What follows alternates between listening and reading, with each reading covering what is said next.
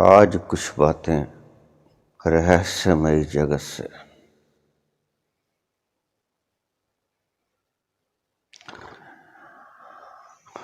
आप कुछ कर तो नहीं सकेंगे, लेकिन शायद। अभी कुछ दिन पहले मेरे पास रात्रि को एक बाबा जी आए। अपनी समस्या बताई उन्होंने। अक्सर बाहर के ग्रह नक्षत्रों पे घूमने निकल जाया करते थे, इस देह को छोड़ के।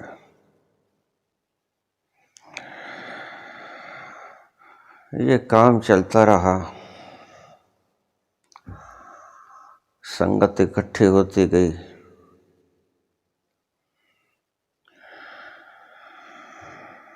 सत्संग चलते रहे, प्रवचन चलते रहे।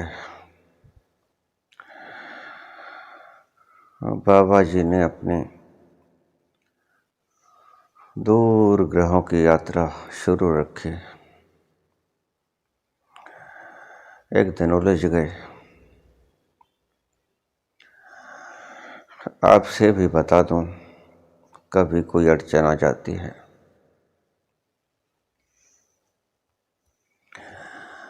जब भी कभी शरीर को छोड़ के दूसरे प्लेनेट की यात्रा करनी होती है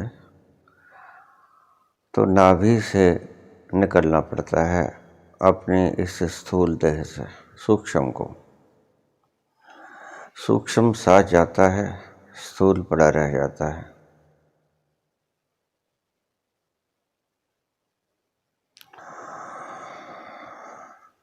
एक दिन मन में ये विचार उठा कि क्यों न सहस्रार के जरिए शरीर को छोड़ दिया जाए और भ्रमण किया जाए।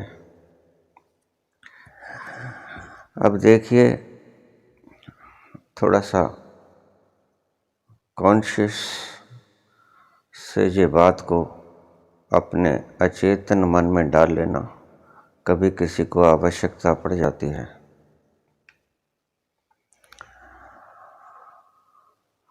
तो सहस्रार से निकल गए। सहस्रार से निकल गए तो सहस्रार से निकला जब जाता है तो वापस नहीं आता आदमी। इसीलिए योगियों ने भ्रमण करने के जो स्थान बनाए थे वो नाभि ही चुनी थी। जब परिनिर्वाण होता है, देह को छोड़ देना होता है, तो सहस्रार से जाना पड़ता है, फिर कभी वापस नहीं लौटना होता। वो घर उसके लिए खंडहर हो जाता है।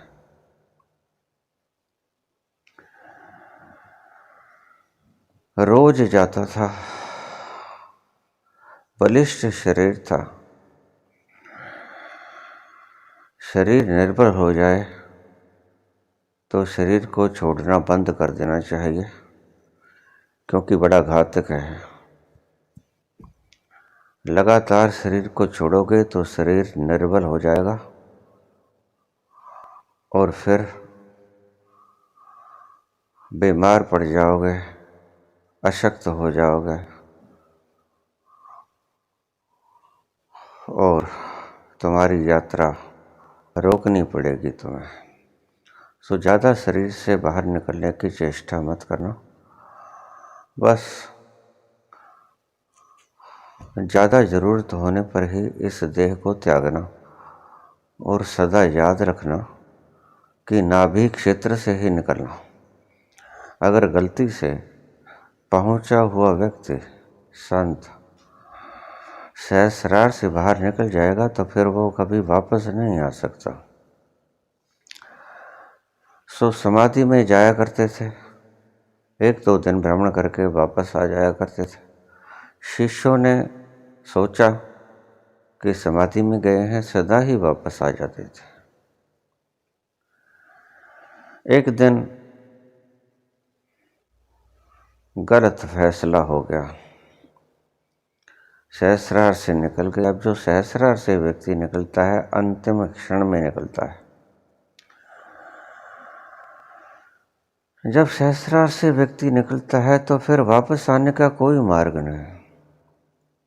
सहस्रार की सारी व्यवस्था टूट जाती है। जैसे हम एक तो ट्रांसफार्मर को तोड़ दें, फिर से लग जाएगा। एक हम पावर हाउस को ही उड़ा दें, थर्मल प्लांट को ही उड़ा दें, परमाणु बिजली घर को ही उड़ा दें तो मुश्किल हो जाएगा, फिर वापस नहीं लौट सकेगा। ऐसा ही ये इन महाशय का केस है। ये संत पुरुष अभी पूर्ण नहीं हुए,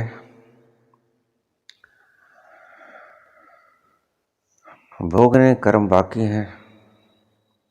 क्या करें, शिष्य बनाने शुरू कर दिए, या ऐसा समझ लीजिए इनके अनुसार के शिष्य बनने शुरू हो गए। मैं क्या करूं, घेर लिया लोगों ने, जबरदस्ती गुरु बनवा लिए, शिष्यों की संख्या बहुत बढ़ती गई। अब शिष्य चिपक गए, गुरु चाहे भी तो छोड़े कैसे। इसीलिए मैं वार्न करता हूँ ऐसे लोगों के लिए कि ऐसे लोग बिल्कुल अकेले रहें। जब भी आप कुछ ग्रहण कर लें उससे पहले जितनी चाहे यात्राएं करें, लेकिन जब भी आप सहस्रार पे पहुंच जाएं, आज्ञा चक्र से आगे आखिरी सहस्रार में पहुंच जाएं, तो कभी भी बाहर निकलने के लिए, घूमने फिरने के लिए, ग्रहों की यात्रा करने के लिए, इस यूनिवर्स को टटोलने के लिए कुतूहलवश, बहुत विचित्र है ईश्वर का यह संसार। तो कृपया कपाल मार्ग से इसे मत छोड़ें, ब्रह्म रंध्र से इसे मत छोड़ें, सहस्रार दल कमल से इसको मत छोड़ें। जब भी छोड़ें, टेम्परेरी, जब भी आपने बाहर जाना हो तो एक ही मार्ग का उपयोग करें। नई नई खोजें करने की चेष्टा मत करें। ऋषियों ने हमारे लिए बहुत सी खोजें ऑलरेडी ही कर रखी हैं और वो बिल्कुल एक्यूरेट हैं, उनमें किसी तरह का कोई अमेंडमेंट नहीं किया जा सकता। जब भी आप बाहर जाएं, बहिर्गमन करें, तो आप सदा ही नाभि क्षेत्र से निकलें। नाभि क्षेत्र से आप टूटेंगे नहीं, क्योंकि आपके साथ सिल्वर कोड जाएगी। और जैसे ही आपने ब्रह्मरंध्र से शरीर छोड़ा तो आपके साथ सिल्वर कोड नहीं जाएगी। सिल्वर कोड आपको यहीं पर छोड़ के जाना पड़ेगा। सिर्फ आत्मा और आपका सूक्ष्म कर्मबंध यही साथ जाएंगे। इसके अतिरिक्त वापस लौटने का कोई साधन सिल्वर कोड ही होता है। सिल्वर कोड आपके साथ नहीं जाएगा। सिल्वर कोड इंग्लिश में कहते हैं, हिंदी का नाम इसका रजत रज्जु है। ये चमकता है चांदी की तरह, बहुत गहरी चमक होती है इसकी, चंद्रमा की तरह वाइट। सुलझ गए, मेरे पास कुछ महीने हुए, कई बार आ गए, मुझे कहने लगे रास्ता बताओ। क्या करें प्रभु, बड़ा चिंतित हूँ, परेशान हूँ, कुछ नहीं कर सकता। कभी कुछ सोचा, कभी कुछ सोचा, लेकिन मेरी समझ में कोई बात नहीं आई। अब भक्तजन तो भक्तजन हैं, वो भी बेचारे क्या करें। श्रद्धा है, गहरी आस्था है, जुड़े हैं वर्षों से, सत्संग करते हैं, ध्यान करते हैं, प्रवचन करते हैं, संगीत है, कीर्तन करते हैं, आनंद आता है उन्हें। कुछ गहरे रास्ते पे भी अग्रसर हैं, कुछों ने ठीक गहरी मंजिलें तय कर भी ली हैं, अच्छे अनुभवी लोग भी हैं, लेकिन क्या करें, गुरु के बिना क्या करें। गुरु खुद ही उलझ गए, वापस आ नहीं सकते, और इनकी देह इन्होंने फ्रीजर में रखी हुई है। अब जब तक इस देह को इसके अवशेष ठिकाने नहीं लगाए जाते, तब तक ये चेतना उसमें फंसी रह जाएगी शरीर में। क्या करें, इतने वर्ष हो गए जद्दोजहद करते को। शरीर का मोह पूरी तरह से छूटा नहीं, क्योंकि कर्म बंध नहीं छूटे। अब कर्म सारे निपटाएंगे तो शरीर का बंध टूटेगा। अब ये बंध इनको उलझाए हुए है। शरीर फ्रीजर में पड़ा है, शरीर जाम हो चुका है, ब्लड बिल्कुल जम गया है, पत्थर कठोर हो गया है। हार्ट चाहे भी तो उसको पंप नहीं कर सकता ब्लड को। कोई व्यवस्था नहीं है कि दोबारा से इस हार्ट को या सारी प्रणाली को शुरू किया जा सके। किसी प्रकार के इनको ऊष्मा देके, अज्ञात ऊष्मा देके भी इनको नहीं चलाया जा सकता है। इनको शरीर छोड़ने के लिए भी नहीं कोई उपाय बचता है कि ये इसी अवस्था में शरीर को छोड़ दें। सिल्वर कोड नहीं है, शरीर उसी दिन छूट गया था जिस दिन गलती की। अकेली आत्मा और संग्रहित संस्कार अपने कर्मों के साथ लिए फिरते हैं। क्या करें, मोहवश शिष्यों का मोह है। रोएंगे, चलाएंगे, आशा टूट जाएगी। एक देह को केंद्रित करके, केंद्र बना के सामने रखे हैं और चल रहे हैं। बड़ी अवस्था भयानक है। कोई शिष्य भी इतना गहरा नहीं पहुंचा कि वो उस तल को छू ले और वो बता दे कि अब हमें संस्कार कर देना चाहिए। अब शिष्य भी ऐसा कोई नहीं है। बड़े से बड़ा शिष्य इनका अनाहत तक पहुंचा है।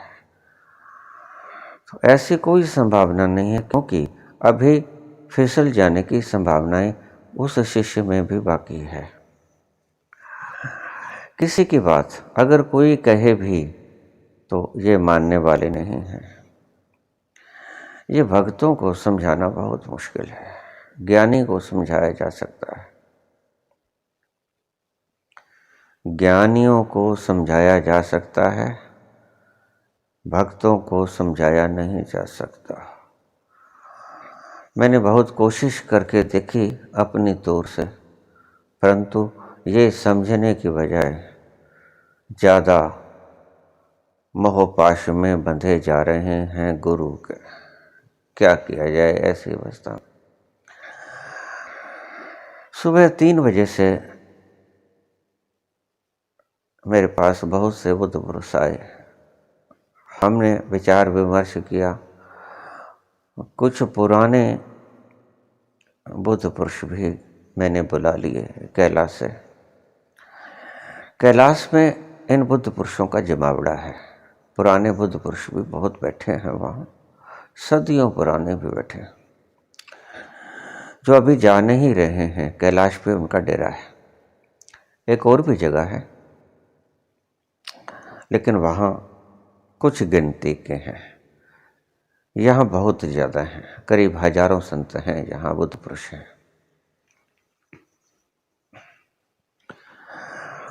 उनसे भी राय ली गई, लेकिन किसी की समझ में कोई बात नहीं आई।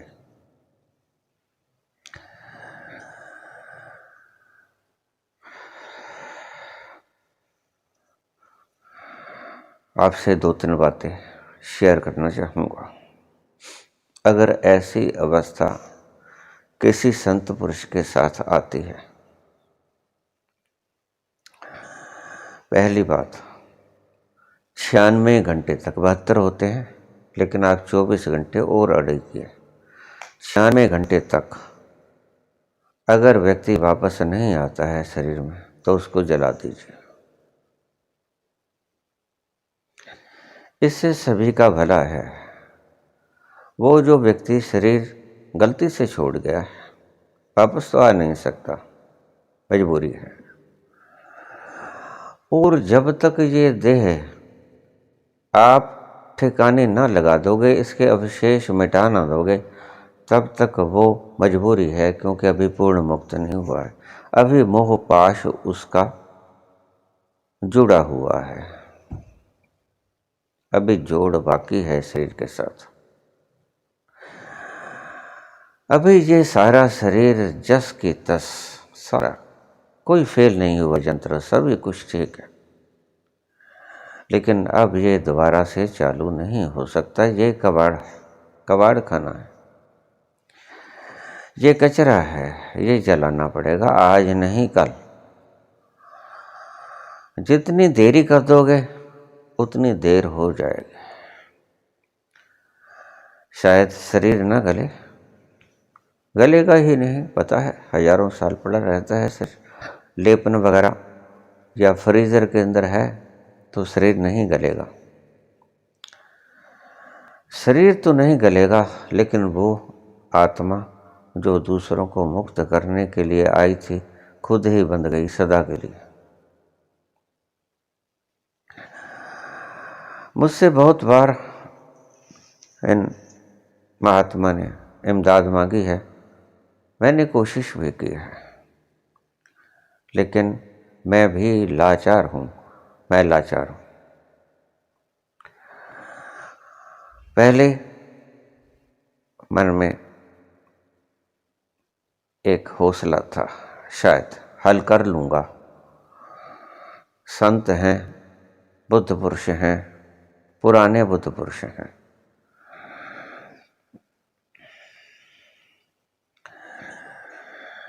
अनुभवी हैं, पुराने अनुभवी हैं। बहुत सी अनेक विद्याएं जो ज्ञात नहीं हैं वो जानते हैं, लेकिन उन्होंने भी सभी प्रकार की विद्याओं को समझकर आखिर में हाथ खड़े कर दिए हैं कि हमारे बस में नहीं है बाबा जी, क्या किया जाए, कोई हल नहीं है। अभी पिछली 15 जनवरी को बिल्कुल अल्टीमेट फैसला हो गया कि किसी के बस में है ही नहीं। बड़ी से बड़ी शक्ति निर्बल है, अशक्त है। कोई शक्ति इनको वापस इस शरीर में प्रवेश नहीं करवा सकती, इस शरीर को जलाना ही पड़ेगा। अब क्या किया जाए? लेकिन जो अंधभक्त हैं, अंधभक्त तो नहीं कहूँगा, समर्पित भक्त कहूँगा, पूर्ण समर्पित भक्त, जिनके लिए जिंदगी मृत्यु का प्रश्न है इनका शरीर। अगर इनका शरीर चला गया, मिटा दिया गया, तो शायद उन्हें भी शरीर छोड़ने पे मजबूर हो जाए, कोई स्ट्रोक लग जाए, ब्रेन फेल हो जाए, हार्ट फेल हो जाए, शरीर का कोई भी अंग विकृत हो सकता है, पैरालिसिस वगैरह भी हो सकता है। ऐसे व्यक्ति को ज़्यादा जो इनके साथ अटैचमेंट रखे है, वो किसी भी स्ट्रोक का सामना कर सकता है। बहुत सी समस्याएं हैं। संतों को भी समस्या है और संतों के शिष्यों को भी समस्या है। शिष्यों को समस्या है जो जीवित हैं कि अगर संतों का शरीर जला दिया जाए तो वो स्ट्रोक खा सकते हैं, उनकी मशीनरी फेल हो सकती है, कोमा में जा सकते हैं, ब्रेन अटैक खा सकता है, हार्ट अटैक खा सकता है, कोई मुख्य अंग काम करना छोड़ सकता है, पैरालिसिस हो सकता है। सो दोनों तरफ से खतरा है, क्या किया जाए? आखिर में सभी ने हाथ खड़े कर दिए। मेरे आज के इस गूढ़ रहस्य का प्रसंग आपको बताने का एक कारण भी है। वो भक्त समझें या ना समझें, मैं कुछ नहीं कह सकता, क्योंकि मैं उस संस्था में कुछ भी नहीं हूँ, सदस्य भी नहीं हूँ और बन भी नहीं सकता।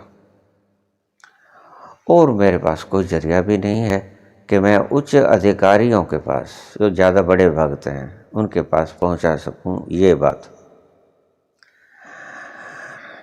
इसलिए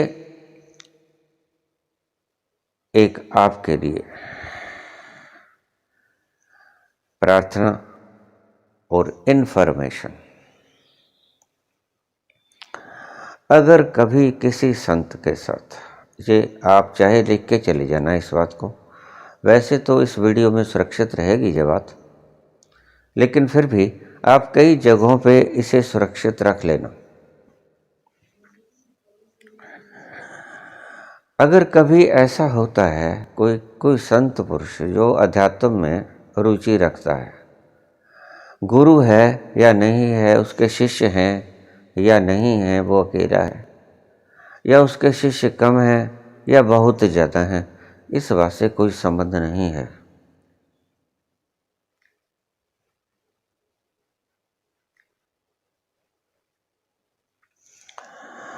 अगर कभी ऐसी दुर्घटना हो जाती है उसके साथ, गुरु भी दुर्घटना पैदा कर सकता है।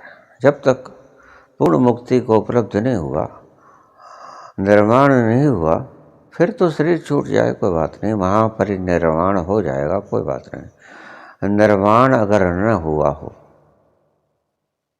संबोधि प्राप्त न हुई हो, थोड़ा फर्क रह गया हो, तो शिष्यों को चाहिए, जरा ध्यान से सुन लेना इस बात को, शिष्यों को चाहिए कि अगर 96 घंटे तक वह व्यक्ति फिर से शरीर हरकत में नहीं आता है, बिल्कुल जड़वत पड़ा रहता है, तो 96 घंटे के बाद उसको रखने का कोई फायदा नहीं। हाँ, अगर वह व्यक्ति अपना पूर्ण इंतजाम शरीर के चक्रों का, गर्मी देने का, ऊर्जा देने का इंतजाम करके गया है, तो चिंता की कोई आवश्यकता नहीं। जैसे आदिगुरु शंकराचार्य 6 महीने के लिए शरीर को छोड़ा, जब गार्गी ने उन्हें चैलेंज किया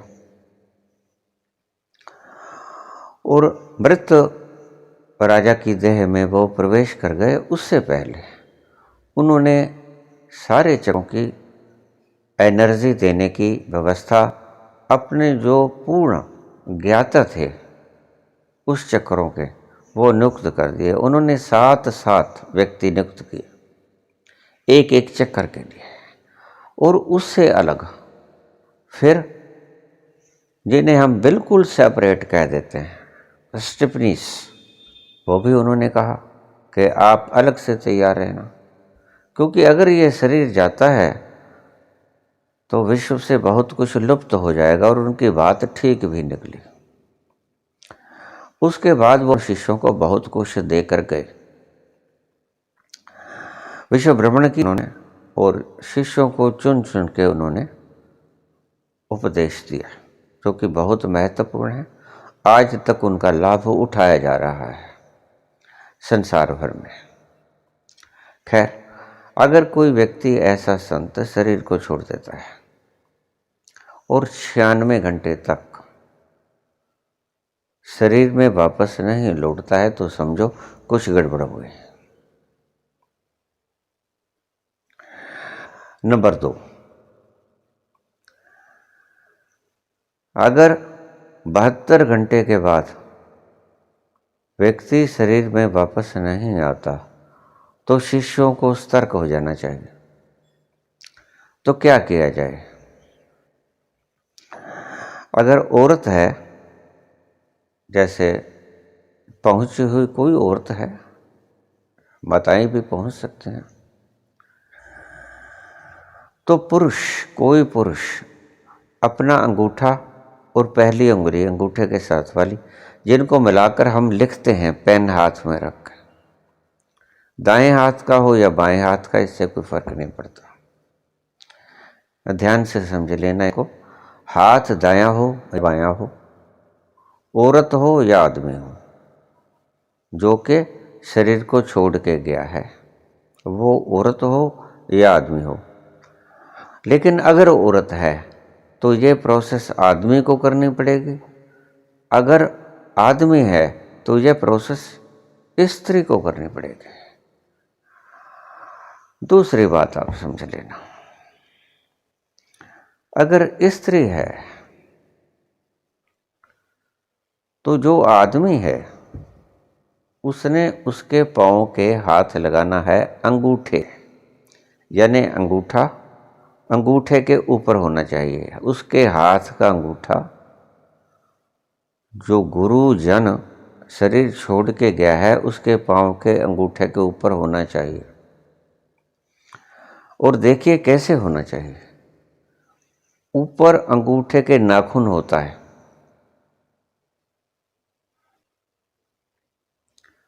थोड़ा सा ध्यान से समझ लेना, ये प्रक्रिया बड़ी अद्भुत है।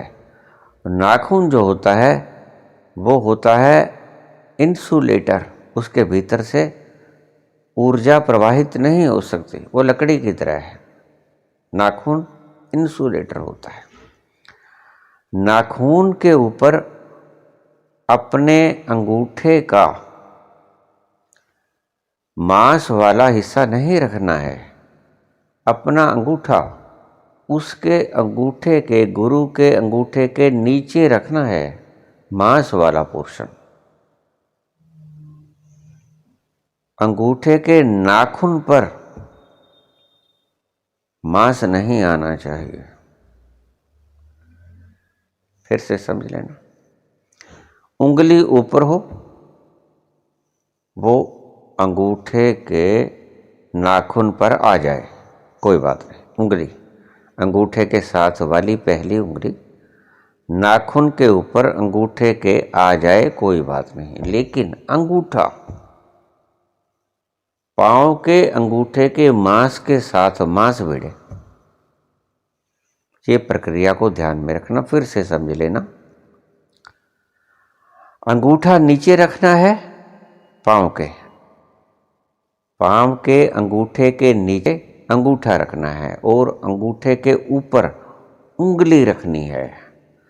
सो नेचुरली क्या होगा कि अंगूठे का जो मांस का पोर्शन है वो संत के अंगूठे के मांस के पोर्शन से साथ लग जाएगा, यानी कि कंडक्टर हो जाएगा,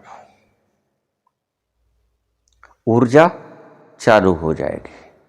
और जो ऊपर की उंगली है उसका मांस वाला पोर्शन अंगूठे के ऊपर जो नाखून है उसके साथ लगेगी, उसकी कोई बात नहीं, आप चिंता मत करना। लेकिन इस उंगली का जो आप ऊपर रखे हैं थोड़ा सा पोर्शन, यानी कि पहला पोर मांस के पोर्शन के साथ बढ़ना चाहिए। अब इसको फिर समझ लो,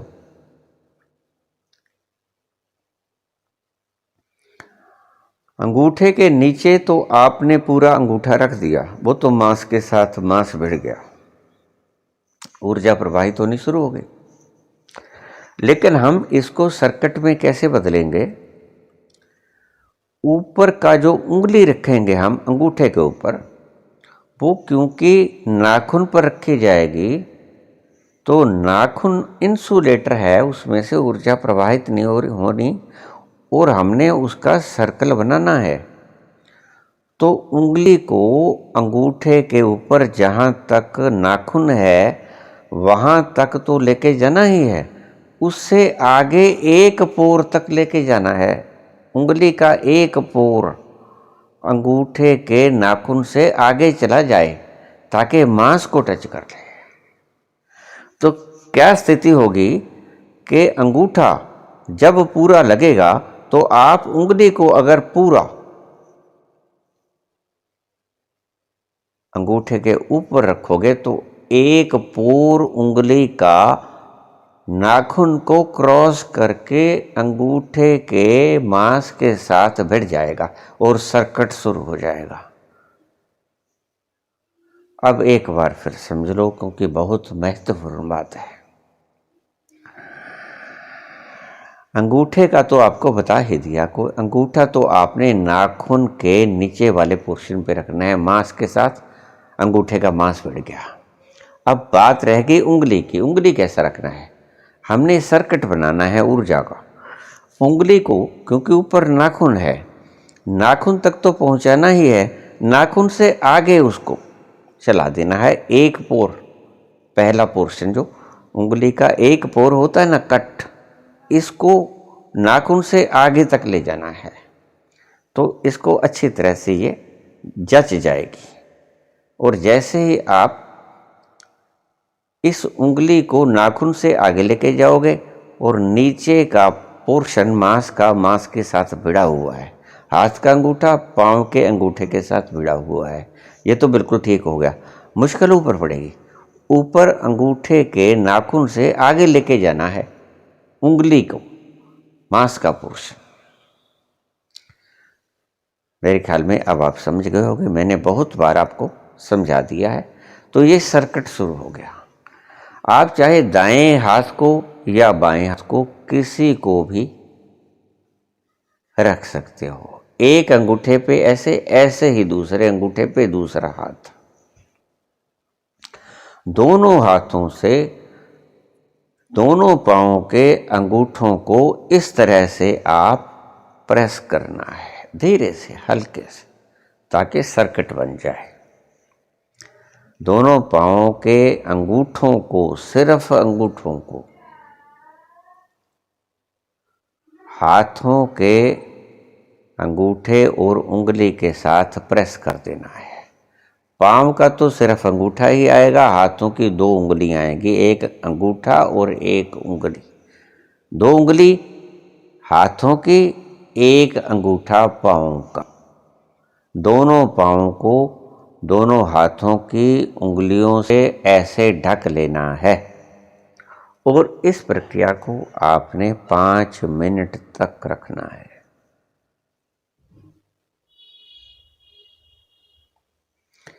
अगर उससे पहले उसके प्राण शुरू हो जाएं तो ठीक, अन्यथा 5 मिनट और कोशिश करना है। फिर आपने व्यक्ति को बदल देना है। अगर कोई औरत है, आदमी अंगूठा लगा रहा है, तो उस आदमी को आप बदल दें। दूसरा आदमी 5 मिनट तक वही क्रिया करे। अगर फिर भी नहीं होता है तो आपने ये 7 बार आजमाना है, इससे ज़्यादा नहीं, क्योंकि शास्त्र में विधान तो एक ही आदमी का है। लेकिन मैं किसी तरह का रिस्क बाकी नहीं छोड़ना चाहता, इसलिए मैं आपको बार बार, क्योंकि मैं जानता हूँ कि ओरेस आदमी का ओरा होता है, वो बड़े अलग अलग होते हैं। मैंने इन पर बड़े प्रयोग किए। आदमी का ओरा कई बार दूसरे आदमी का ओरा काम कर जाता है। तो आपने शास्त्र के अनुसार, सिद्ध पुरुषों ने जो मुझे भी बताया गया था वो ऐसा ही था, और मैंने अपने आप से भी आजमाया हुआ है। अगर एक व्यक्ति, अगर औरत है जो समाधि में चली गई है, तो आदमी ने अंगूठे को, दोनों अंगूठों को दोनों उंगलियों से प्रेस करना है, इस प्रकार जैसे मैंने आपको बताया। और 5 मिनट का वक्त तो सही 2 मिनट का है। मैं रिस्कलेस गेम खेल रहा हूँ यहाँ, तो आपने 5 मिनट तक उसको दबाए रखना है।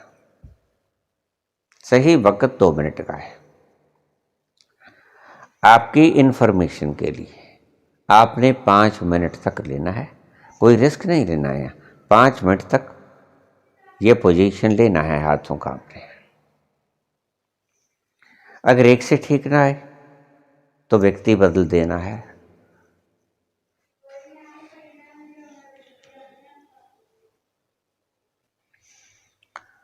ये तो हुआ अगर कोई औरत समाधि में चली जाती है और वापस नहीं आती है, 96 घंटे वैसे 72 घंटे तक गई हुई रूह वापस आ जाती है। अगर ना आए तो आपने 96 घंटे तक तो उसको नहीं बुलाना, 72 घंटे तक आपने उसको बिल्कुल नहीं छेड़ना है। 72 घंटे के बाद ये प्रक्रिया अपनी शुरू कर देनी है। 96 घंटे तक वापस आ सकता है व्यक्ति, संभावना है। 72 घंटे से 96 घंटे तक यही वक्त होता है ज़्यादातर। अगर 96 घंटे के बाद व्यक्ति वापस नहीं आता तो फिर वो नहीं आएगा।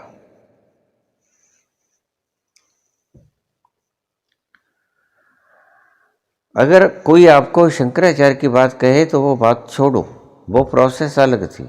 उसने चक्रों को पावर देने के लिए एक्सपर्ट्स पैदा कर लिए थे, इसलिए उसके अगर आपको कोई उदाहरण दे तो उस उदाहरण को आप स्वीकार मत करना। दूसरा, अगर कोई आदमी, क्योंकि अक्सर आदमी ही जाते हैं सैर सपाटे के लिए, उनमें ही खोज की प्रवृत्ति होती है। स्त्री को इतना कोई ज़्यादा लोभ नहीं होता यूनिवर्स में जाने का, आदमी को ज़्यादा प्रलोभन होता है, क्योंकि आदमी खोजी स्वभाव का होता है। स्त्री खोजी स्वभाव की नहीं होती, संतुष्ट रहना चाहती है, उसको समाधि ही बहुत है अगर मिल जाए। तो अगर आदमी चला जाए फिर क्या करें? सबसे पहले तो उसके शरीर के ऊपर थोड़ा थोड़ा पानी का लेपन कर दें, खास तौर से सिर और पांव दोनों को पानी से धो दें। क्या होगा कि जो धूल पड़ी है, धूल वो हट जाएगी। पांव के उंगलियों को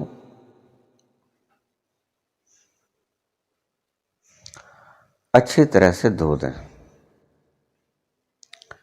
माथे को अच्छी तरह से धो दें, 2-3 बार धो दें ताकि सारी धूल मिट्टी खत्म हो जाए। उसके बाद उसको अपने आप सूखने दें,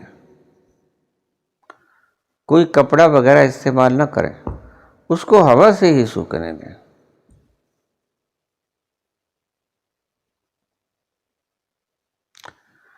पाँव को, उंगलियों को, माथे को उस गुरुजन के पानी से धो दें 2-3 बार।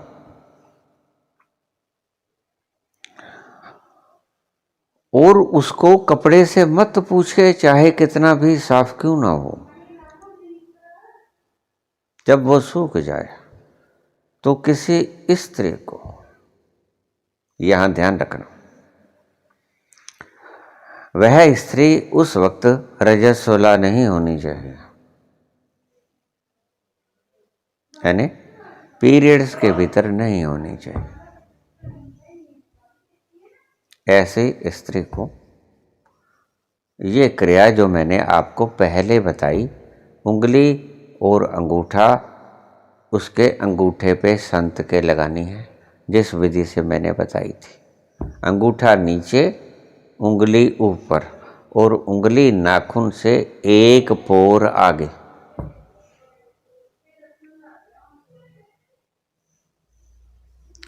उंगली ऊपर, अंगूठा नीचे। स्त्री रजस्वला ना हो।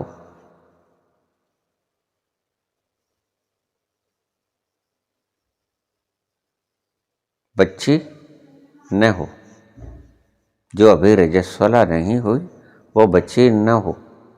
मेरी दृष्टि से 18 वर्ष की लड़की से ऊपर उम्र होनी चाहिए, तो उसके भीतर की जो तरंगे हैं वो बिल्कुल वाइब्रेट सही करेंगे।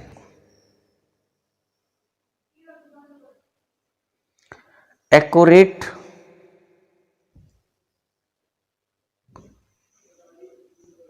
इसका टाइम मैं आपको अंदाजन बता रहा हूं। अगर वो लड़की 19.5 वर्ष से ज़्यादा हो तो ज़्यादा बढ़िया रहेगा। ये कोई शरीर की प्रक्रिया के हिसाब से मैंने आपको हिसाब समझा दिया। पहली बात तो ऐसी घटना होती नहीं, अगर हो जाए, ईश्वर न करे, कोई संत अटक जाए, गलती खा सकता है मनुष्य, तो ऐसा करे। उस लड़की से 5 मिनट ये क्रिया के लिए गए हैं। अगर वो नहीं वापस आया, ये प्रक्रिया फिर सुन लें, 72 घंटे से पहले शुरू नहीं करनी है। 72 घंटे बीत जाने के बाद चाहे तत्क्षण शुरू करते हैं, 5-4 मिनट बाद शुरू करते हैं। अगर उस लड़की से उसकी आत्मा वापस नहीं शरीर में प्रवेश हुई तो लड़की बदल दें। 7 लड़कियों को बदलना है।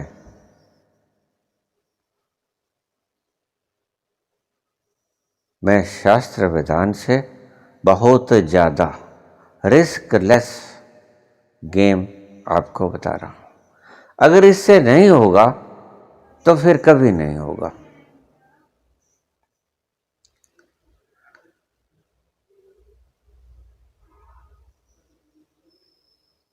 पांच लड़कियां कम से कम, 2 लड़कियां और भी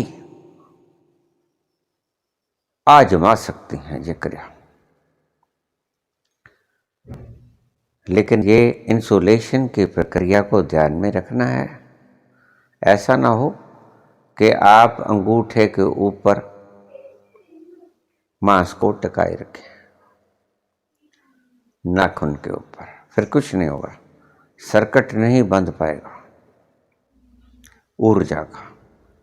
सो इसको ध्यान में रखना है। ये प्रक्रिया मैंने आपको समझा दी है। अगर दुर्भाग्यवश ऐसी घटना घटती है,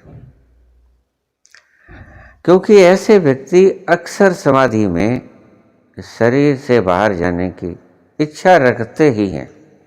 कोई ही ऐसा बिरला होगा जो समाधि के बाद शरीर छोड़ के बाहर भ्रमण नहीं किया होगा, किया ही होगा, और कोई अटक भी सकता है। इसलिए ऐसे अनुसंधान किए गए। इसको नोट करके रखना।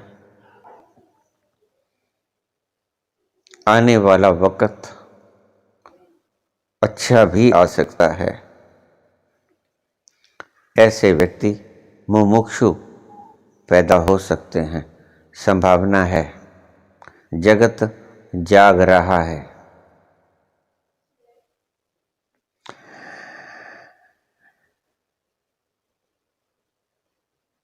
ये इन्फॉर्मेशन, सूचनाएं आपको बड़ा काम पड़ सकती हैं। इनको आप कहीं संभाल कर रख लेना। अगर ऐसा ना हो तो फिर आप आशा छोड़ दें और उस व्यक्ति का जैसे भी आपने संस्कार करना हो कर दें। वह व्यक्ति फिर इस शरीर में वापस आने को नहीं है।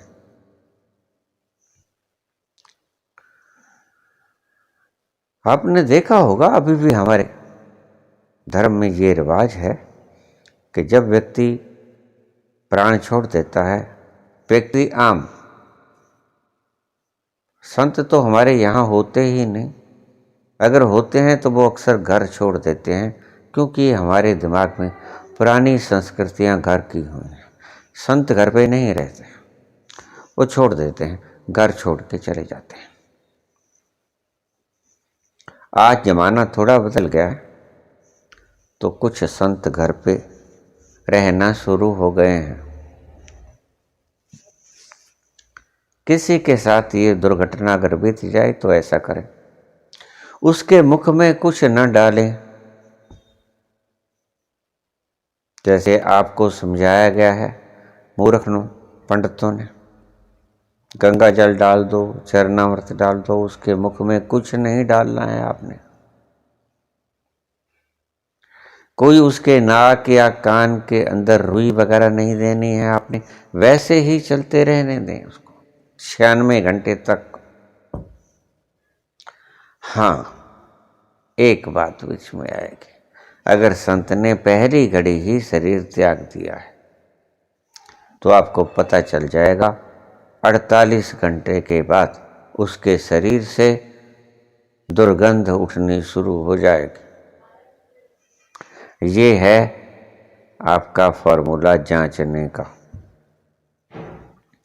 अगर उसके शरीर से 48 घंटे में दुर्गंध आनी शुरू हो जाए तो फिर आप उसका संस्कार कर दीजिए। वो छोड़ गए शरीर, जानबूझकर छोड़ गए। फिर आपने जैसे संस्कार रीति रिवाजों से करना है कर दीजिए। वो आपका 16वां संस्कार जैसे आपने करना है, आखिरी संस्कार वो कर दीजिए।